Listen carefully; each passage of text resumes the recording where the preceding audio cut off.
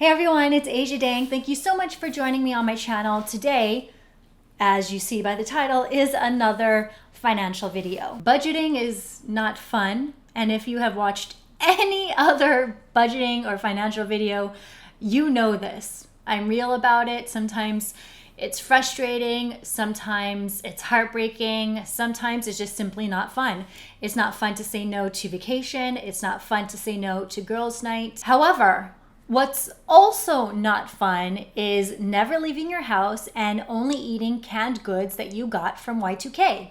And young children, if you don't know what Y2K is, Google it. It is hilarious. So how do you balance your money with your happiness? I'm working with Mint on this video and they've challenged me to answer that question. It's tricky.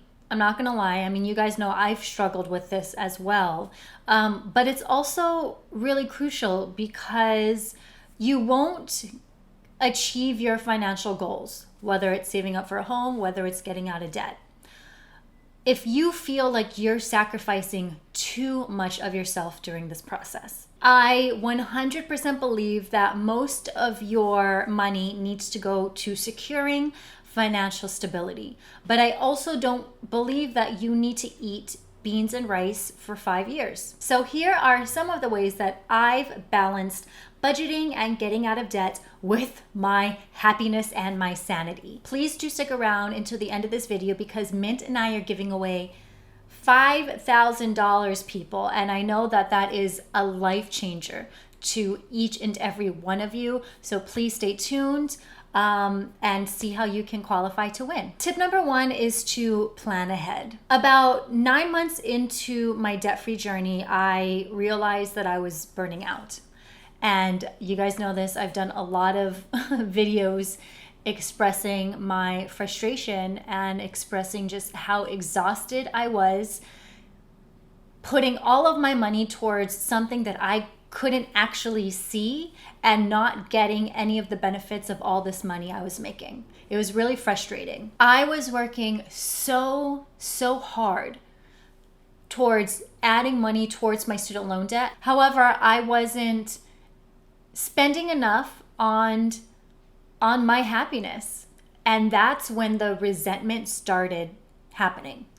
And then that's when I thought that I was maybe actually gonna fall off the wagon a little bit. But I reeled it back in and was able to kind of find a compromise between doing what I know I needed to do with my money, but also doing what I needed to do to make myself happy. So the next month I started building mini financial goals that I would accomplish throughout the years that it would take me to pay off my debts. By setting mini financial goals, you can still budget, you can still accomplish your debt-free goals, but also treat yourself along the way on that really long and tiring journey. So to date, I've talked about this on all my financial videos, I've saved up for laser hair removal. Hey! I've also saved up for a chef's tasting menu at one of the best restaurants in Los Angeles for Brian and I, and let me tell you, it was well worth the money. Brian and I jointly saved up for the doggy dentist for our 2 dogs, and currently I'm saving up for 2 vacations. It's a destination wedding in Cancun, so I'm saving up for that. And then I'm also, well, once that's mostly done, I'll start saving up for my trip to Tennessee to do my debt-free screen. Those are all my financial goals that I've accomplished and that I'm looking forward to accomplishing later on. So if you have something you want to do, all you have to do is plan for it. It's actually really quite easy. It might take you longer to get there, but there's actually no better feeling of accomplishing your mini goal while also staying true to your budget. It is the most rewarding thing that I've actually done for myself throughout the almost 2 years of being on a debt-free journey, because it's those little wins that help catapult you and help you continue towards that end goal and achieving that end goal. Tip number 2 is to figure out what gives you more happiness per dollar. So would you rather have a Starbucks coffee every day for a month or a massage once a month? I would never ask anyone to budget out something that they need. If you feel like you need an iced mocha frappuccino with foam or whatever, budget that into your budget. I am certainly not going to shame you for saying that you need to buy your coffee every day. That's your business. It's not mine. As long as you're being responsible about it, I'm all for it. For instance, I get massages once a month.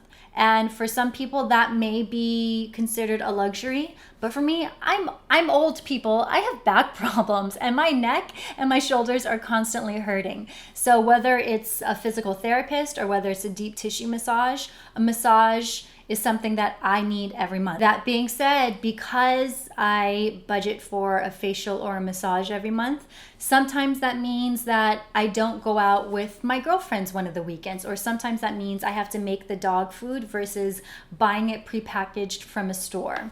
You'll always have to make other sacrifices in order to give yourself what you need, and let's just be realistic about that. But at the end of the day, you kind of can figure out a good budgeting balance to give you what you want as well as what you need. So do a deep dive into your budget, into your bank account, and figure out what exactly you're spending money on. And out of everything you're spending money on, what is it that gives you the most happiness? And what is it that maybe you could sacrifice in order to give yourself more of what makes you happy? Tip number 3 is obvious, I think, and it's to not add to your debt. If you're already in debt and you want to get out of debt, why would you pay for a vacation with your credit card? That stuff doesn't make sense to me. And the reason being is interest. Because of interest, debt can snowball very quickly out of something that you financially might not be able to pay off. So that's how my graduate student loans started from, I pulled out like $100,000, but due to interest, I added $50,000 to that. Therefore, my student loans totaled $150,000 just because of interest. And I want to tell you guys this because I didn't really understand it until I started this whole journey. But interest can suffocate you. So you may have enjoyed your summer vacation overseas, relaxing at a nice beach, but if you didn't plan for it and you paid for it via a credit card, that vacation is going to follow you for months and maybe years, because if you're not on those payments, again, they can turn into something that might not even have made that vacation worth it, because you'll just be trying to pay it off for months and years to come. So all you have to do is go back to tip number 1 and plan ahead. Plus, you'll probably have a way more better time knowing that everything is paid in full and that you don't have to come home and start paying off that credit card bill. All right, tip number 4 is to turn your passion into a side hustle. I actually just did a video about this, about the side hustles that I would recommend and I have actually done from home that can make you money. So go ahead and check out the cards for that video. But everyone has at least one passion. And wouldn't it be great if that passion you were able to turn into a side hustle or even like your main job? For instance, I love dogs. So dog walking and dog sitting during the day was a no-brainer for me. I was able to work from home. I was able to do it while I was shooting content. And I was able to give the dogs a nice little play friend for the day, and it just worked out really perfectly for me when I needed more money. Maybe you like to talk to people, so maybe starting a podcast is something you might want to look into. Or maybe you like going thrift shopping and going through secondhand stores. Turn that into an e-commerce business. Life is more fun when you're able to do what you love. And it's even better when you're able to make money off of doing what you love. So think about it. And tip number 5 is to remember that you don't have to spend a dime in order to have fun. I'll be uploading a video next week about 30 things that you can do for fun for free. The 30 things to do for free video was actually inspired by some of you out there, because I know that you were mentioning to me how you are doing no spending months. So I wanted to give you guys some ideas as to fun things you can do for free.